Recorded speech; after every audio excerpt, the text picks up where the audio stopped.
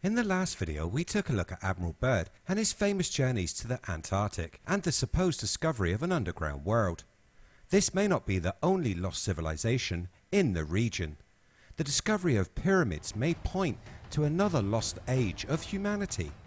Could these pyramids be real? If they were, what happened to the people who built them? Let's take a look at the lost Antarctic civilization. Welcome to IF, videos on history and mystery. Hit that subscribe button and ring that bell so you never miss a video again.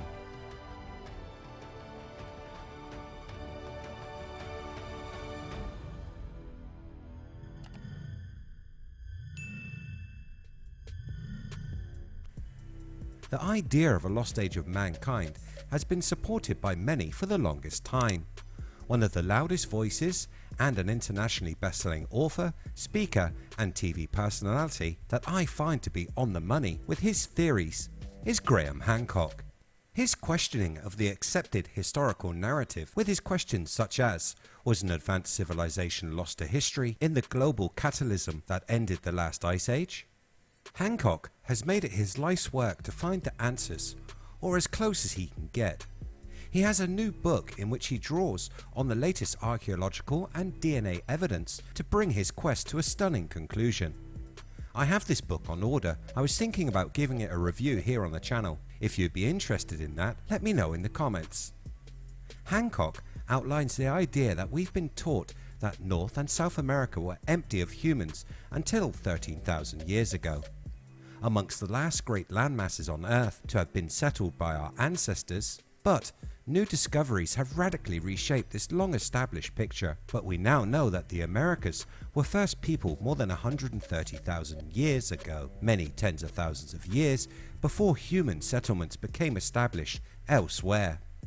From the Mississippi Valley to the Amazon rainforest, he reveals that ancient New World cultures share a legacy of advanced scientific knowledge and sophisticated spiritual beliefs with supposedly unconnected Old World cultures.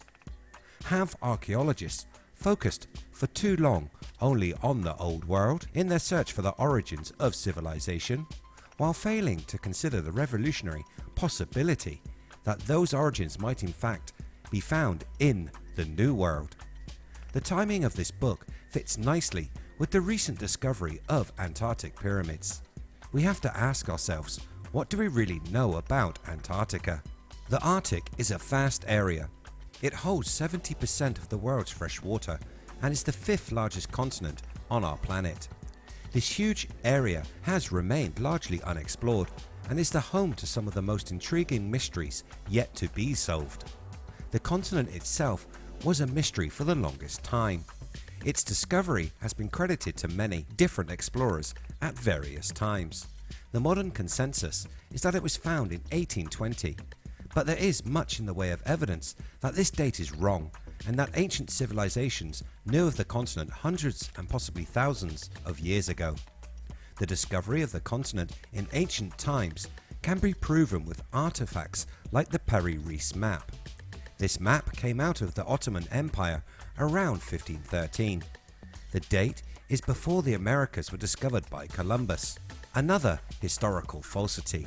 We know from the work of Hancock and others that the Americas have been visited long before Columbus, with claims of Roman, Viking, Irish and even Chinese visitors before Columbus's historical proclamation. An interesting conspiracy that I may look at next is if Columbus even existed.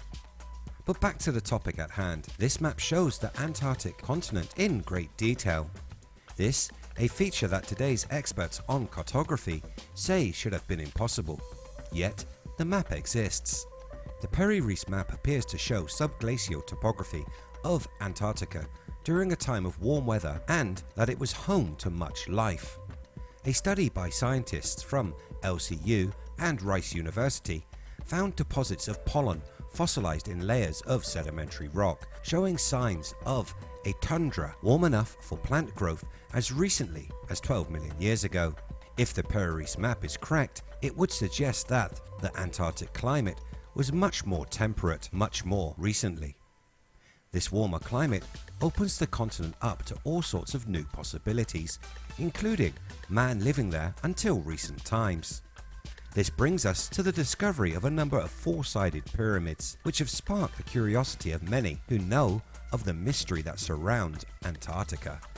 Many are quick to jump to the assumption that these pyramids are the work of an ancient alien civilization. Others, including me, think that they are the work of a lost human civilization which called the now icy continent home in warmer times. Some have proposed that they are simply nunataks, a natural formation created from the protruding peaks of mountains buried beneath ice and snow, which are sculpted into familiar pyramid shapes by erosion.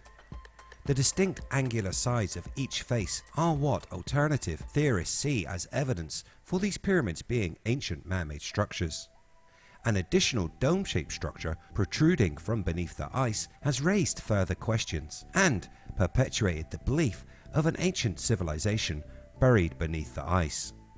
Hidden civilizations beneath the ground? We have come full circle and back to Admiral Byrd. Could it be that the Ottomans had met with the same entities as the US Admiral? The more modern idea is that these are underground tunnels and military bases. An image showing what appears to be several tanks and a downed aircraft have added to the prospect of government military action or secret bases on Antarctica. Once again, Byrd's fingerprints are all over this idea. Those that think this is a military complex saying it was most likely began by Byrd and the men of Operation High Jump, or it may just be hidden extraterrestrial technology. What do you think these pyramids could be? Do you think Graham Hancock's ideas are correct? Will you be reading his latest book? Let me know in the comments below. If you like what I do here on the channel, hit that subscribe button, like and share. You can catch the latest by searching We Are If. Thanks so much for watching. See you next time.